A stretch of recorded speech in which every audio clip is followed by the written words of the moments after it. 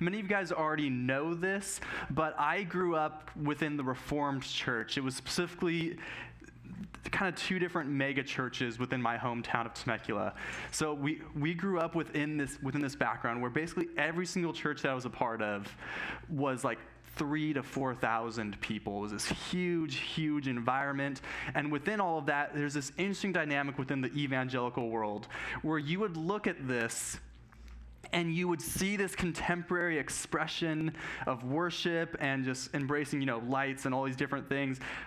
But then underneath the contemporary expression, there tends to be very traditional fundamentalist beliefs and teachings.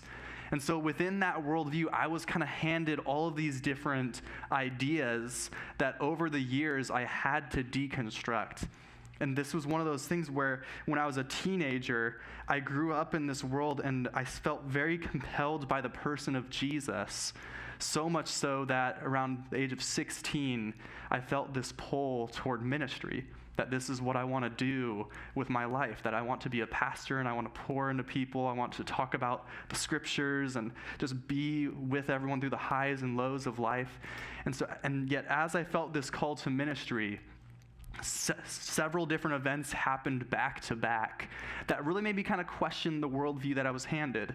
And the worldview that I was handed, if you're kind of familiar with kind of the Reformed framing of the gospel, is essentially that you are a sinner and you are hellbound because you are a sinner. And so you must believe in Jesus so that you can then escape hell. And if you don't believe in Jesus, then you will suffer eternally in hell. And within all of that, there were all these different behavioral parameters that you had to engage in, you had to participate in. Otherwise, you're living in sin, and you're also potentially guilty of this. And so a big portion of that, unfortunately, 80s, 90s evangelicalism was very anti-LGBT. And as we know, that still exists in many strands of Christianity. And so when I was 16, I felt this pull toward ministry. And literally within a month, my oldest brother told our family he was no longer a Christian. And several years following that, my middle brother told our family the exact same thing. And within that same month of my oldest brother telling our family, hey, I'm no longer a Christian, our close family friend Trent came out of the closet as gay. And so here I was with this worldview that said, if you do not believe in God, if you do not believe in Jesus, you're going to hell. And if you're gay, you're living in sin, and maybe you're going to hell too, sort of thing. This was the worldview that I was handed, and here I was with three of the most loving and I would say Christ-like people I know, and yet my worldview told me these people are going to hell.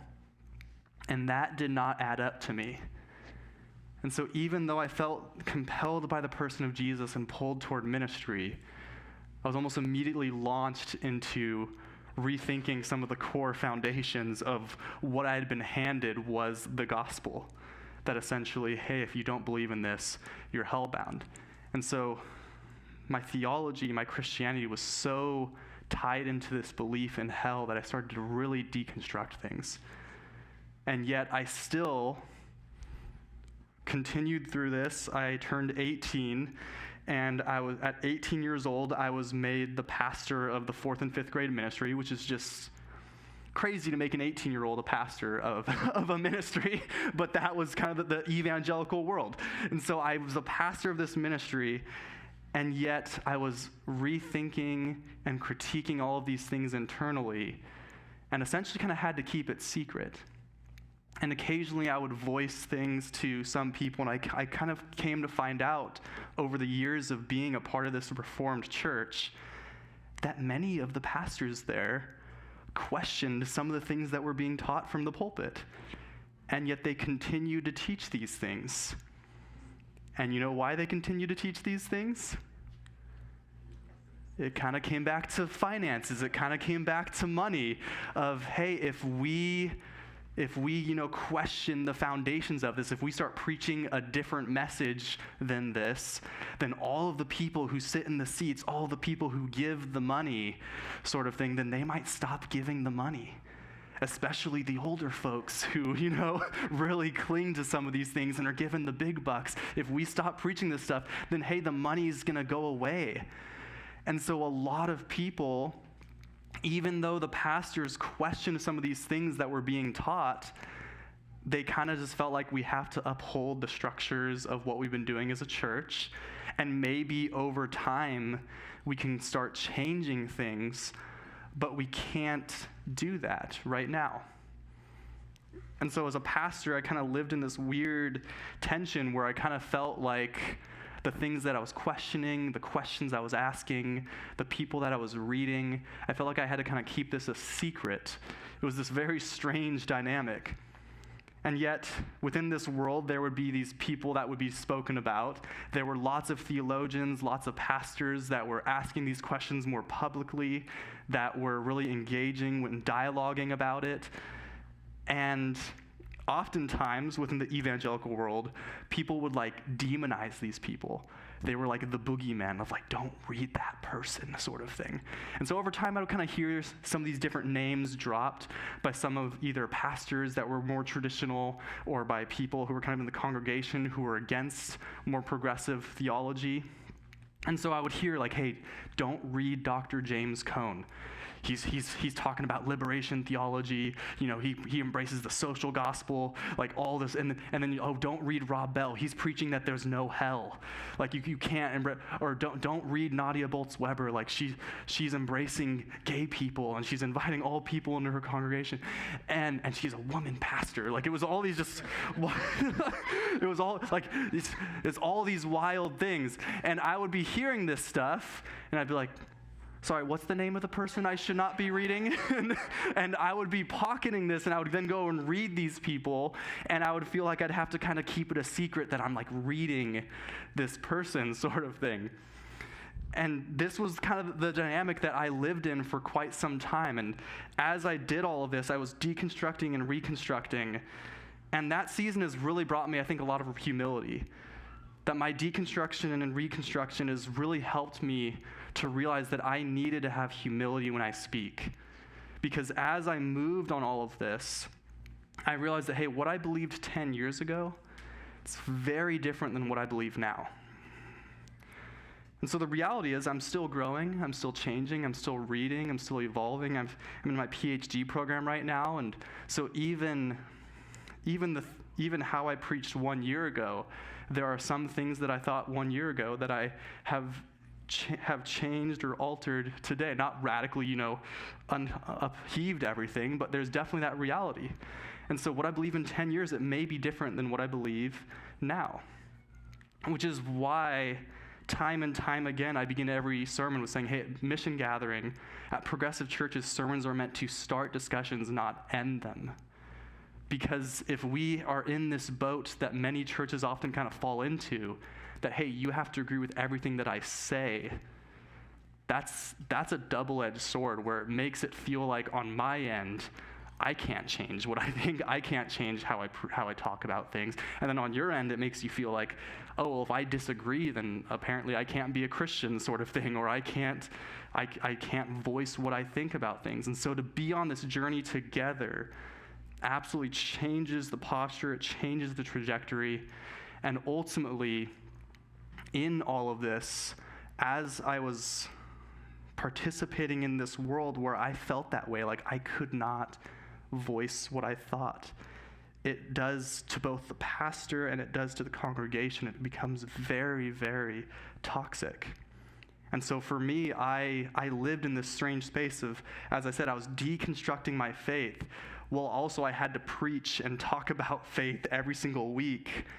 And I had to kind of do this weird dance where I felt like I couldn't say some of the things that I thought. I'd be writing a sermon, I had to kind of backpedal on different things, and I would feel like I needed to keep things secret from my religious colleagues.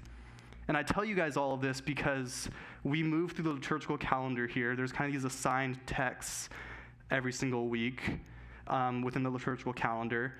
And our text for this week, it's in John chapter 3, where this Pharisee Nicodemus, it says that there was a Pharisee named Nicodemus, and the Pharisees, they were this religious group at the time, this sect of the Jews, and they had their systematic theology. They had their structures. Just as many denominations, just as many groups today, they have their very particular way of approaching things.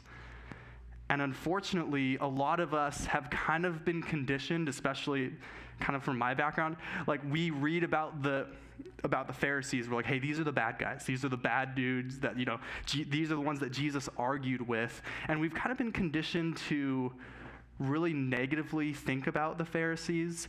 Some of you maybe not so, but in many times in evangelicalism, we have often demonized the Pharisees, but their background, it really stems from these good intentions. There was a season, there was these many years in which the Jews lived in exile. There was this great upheaval, this great invasion from Babylon, and they were taken captive. Their city was burned, and there was this radical devastation that the Jews experienced. And during that time, they were looking at what had happened to them and wondering what went wrong. And within the worldview, it was like, hey, if you're doing good, then God blesses you. And if bad stuff is happening to you, it must be because you did something wrong. And so the conclusion that a lot of people came to is, hey, we must need to be more obedient. Like we have to get our acts together, we have to change, we have to just follow the rules better. And so the Pharisees, they really crafted a lot of, okay, how can we be more obedient? And so they were scholars, they were people who looked intricately at the Old Testament, they knew it inside and out. And they would kind of look at some of this stuff, and they were trying to figure out, hey, how can we be more obedient? And there was this belief that if we could be more obedient, then God's redemption would take place, that God's reign and rule would somehow be ushered to earth because of the fact that they were following the law correctly. Yet, naturally, if you guys have read the Hebrew Scriptures, we all know that there's some of it that doesn't, you're like, okay, well, what does this mean exactly? Some of it could just be more general, like it says, rest on the Sabbath day. Okay, well, what does it mean to rest? What counts as work? What doesn't count as work? And so the Pharisees, they had this whole body of literature where they would expand upon some of these commands to try to kind of break down, okay, well, what counts as work, what doesn't count as work, and some of it's very, very odd sort of thing, like what do you do if on the Sabbath day a deer gets in your house? Like, do you just ignore it? Do you like try to, usher it out? Does it count as work if you try to move it outside of your house? This is kind of the whole thing. The Pharisees were very, very into this stuff, and their whole intention was, how do we bring God's redemption on earth? And obviously, in that, anytime you have all these intricacies, people end up feeling excluded. People end up feeling like they're not good enough. Because not only were there all of the commands in the Hebrew Scriptures, but now you have all these extraneous things of all the specifics of how many steps are allowed on the Sabbath day and all of these different extraneous commands. But while we are often conditioned to look at the Pharisees and say, hey, these were the bad guys who argued with Jesus, the reality is this was someone who deeply cared about people finding redemption. And yes, the path that they took to get there ends up being condemning and judgmental, but their intentions, I think we need to find some sort of empathy to connect with this group of people. Because honestly, I see a lot of the same spirit of some of the Christians that I grew up around and some of the upbringing that I was brought up in.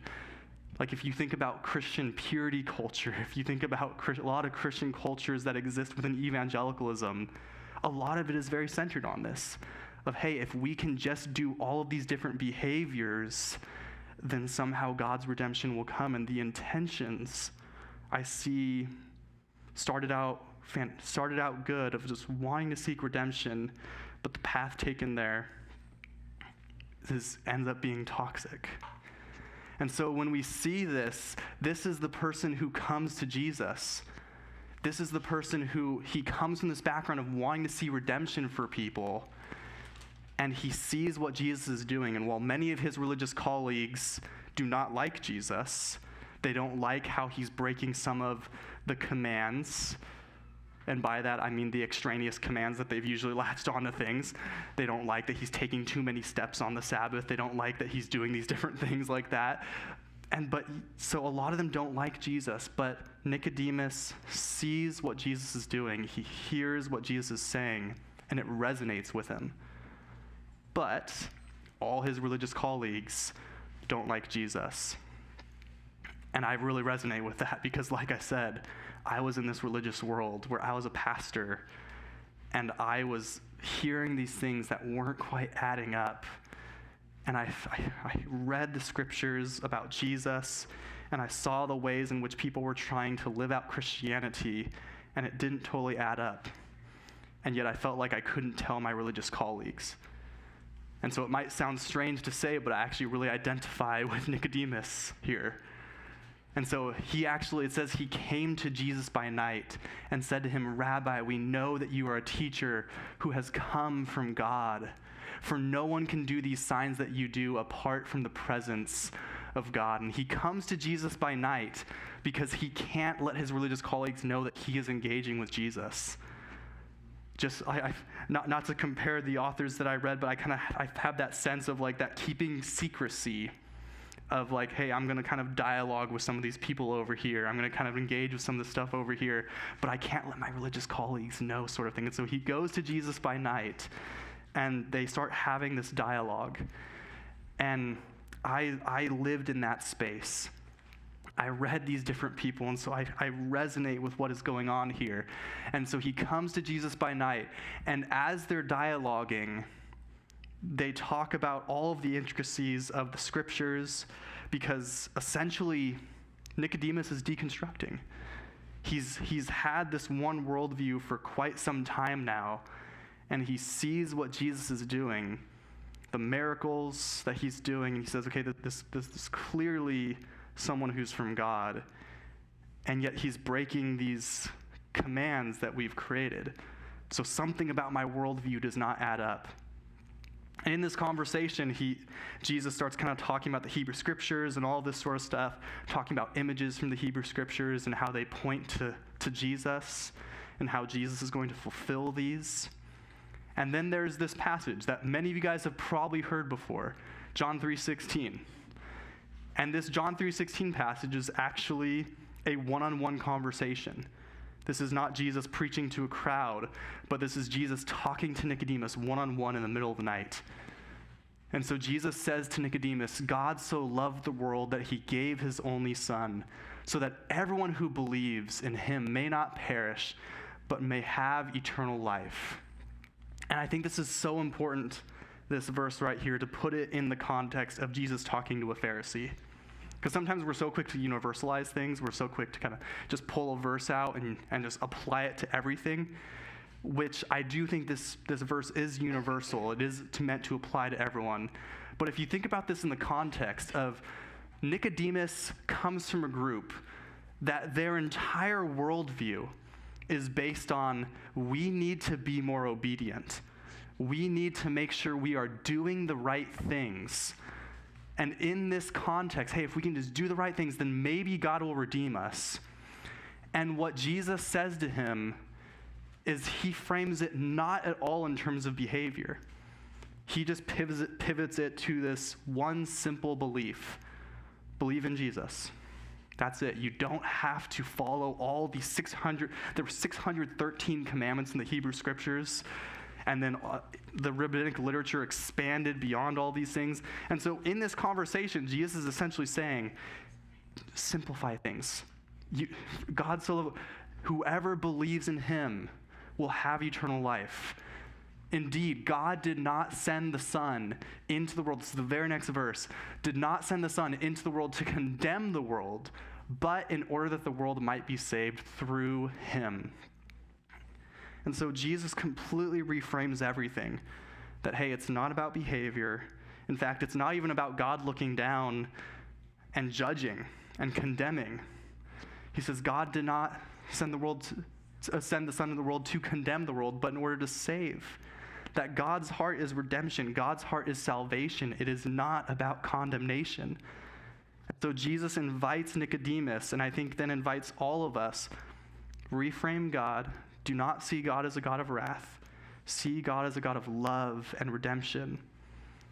And ultimately also, don't think of God as wanting us to do all the right things, but rather pivot from this idea of, hey, if we can just do the right things, but just simply believe.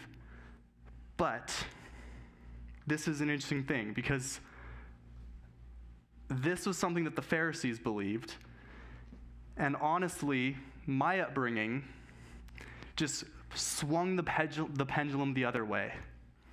That just, hey, it's not about behaviors, it's about beliefs. And ultimately, it just became a theology test.